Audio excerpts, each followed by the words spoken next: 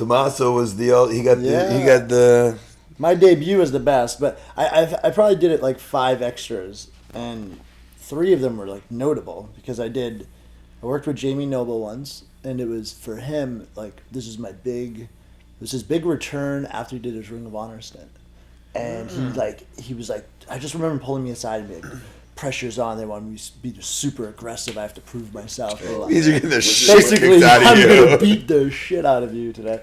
And it's actually on YouTube, and it's Jamie Noble versus Tommaso Whitney. It's Demarso. Couldn't be bothered. Tommaso. Yeah. That's Sergeant Slaughter going, what's your name? And you're like, Tommaso. Tommaso. It's like probably 100% what happened. Yeah. Like the Starbucks things where they... Right. Yeah, but and he hits the gut buster, that Roderick Strong invented, and but it was weird. Like he remembered me for a while after that, and then eventually, of course, forgot me. But that was one. And then one time I had worked. It was Kofi Kingston and myself. This is right when he got signed, but no one knew he got signed yet. Because you guys you broke in the same. We came area. in together. Yeah, we trained together, and we took on Caden Murdoch, and it was so great guys.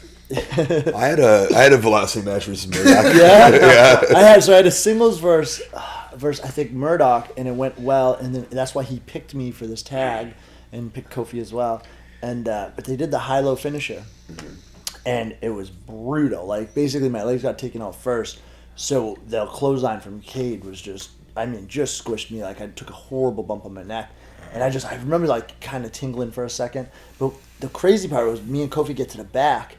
And Shawn Michaels comes literally running our way and comes right over to me. He's like, "Hey, are you okay?" I was like, "Yeah, I'm fine, I'm fine." He's like, "No, you have to be honest with me." He's like, "I saw that bump. We're going into a program with these guys." He's like, "Are they safe?" Wow. And no clue. Like, am I being tested? And I was like, no. Totally fine. You'll be great. Kofi and I go in the other room, which was the extra room, and I look at Kofi and I'm like, "Hey, I think he broke my neck. Should I tell Sean? Should I tell Sean the truth?" A lot of responsibility for an extra they didn't even spend. And now Kofi's saying to me, he's like, we're debating this. So I'm like, all right, I think I'm going to go out there and maybe talk to him.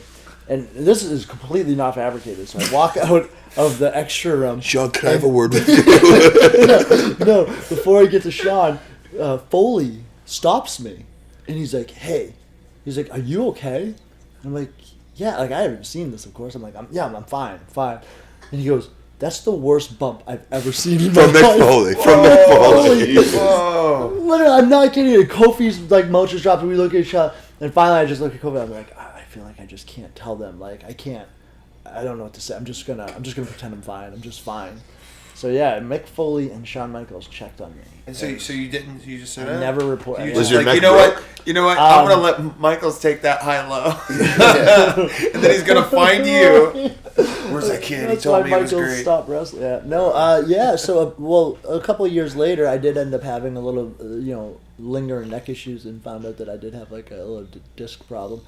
I have no idea if that's what it's from, but that was a very... Let's assume. Yeah, good old Cade. And then obviously the first one, I think maybe I told it with you at some point. I don't know. I feel like it's Art of Wrestling. Yeah, I feel like it's a more known one. Like my first time ever going to WB, I was trained at Chaotic Training Center, which is very adamant at the time of getting guys tryouts and darks. So they called up Chaotic and said, "We need..." The description was something like, "We need under 6 You excused yourself for Chris. I always do. I don't know. That weird habit. It's we need guys under 6 foot with dark hair, which is like never never what they're looking for. We're looking to see. And so they brought 3 of us down, and you had to have a suit on. And so I borrowed my brother's suit. 3 of us go down there, and just by look, Johnny Laurinaitis picks me for the role. And at that point, I don't think I knew what it was for, because I looked the oldest, and I was the youngest one of the 3 of us. I was like 19 or 20, and that was when I ended up being on SmackDown with Undertaker posing as Hassan's lawyer. Yeah.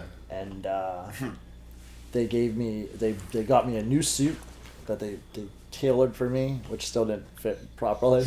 But they sent out somebody, gave me a new suit, gave me a good payday, I did the whole segment, but that whole day was insane because I had to read in front of Vince McMahon. Oh my God. I had to do a trial run with Undertaker, Vince, Stephanie, Hunter, everybody. Anybody who's anybody was there, and it was like it was the most bizarre experience. Up until ever. that point, how much work had you done on promos and talking and stuff? I had just invented the character Tommy Penmanship. Like literally just probably like a few weeks before, did a Dr. Tom camp, and I was given that name in a joke battle royale, and so my promo work consisted of you have that. excellent penmanship? Beautiful. He came out with a big feather pen. You don't remember that? Yeah. I loved it. I remember it. Yeah. Damn it, I never saw this. Wow. And He was my biggest think I've heard supporter. the This name. guy right here. Yeah, I did a Ring of Honor dark match, and you pointed me out in the locker room and made a big spiel How out of is it. your legitimate penmanship? Like any 29-year-old male. So it was all bullshit. Of course. Okay.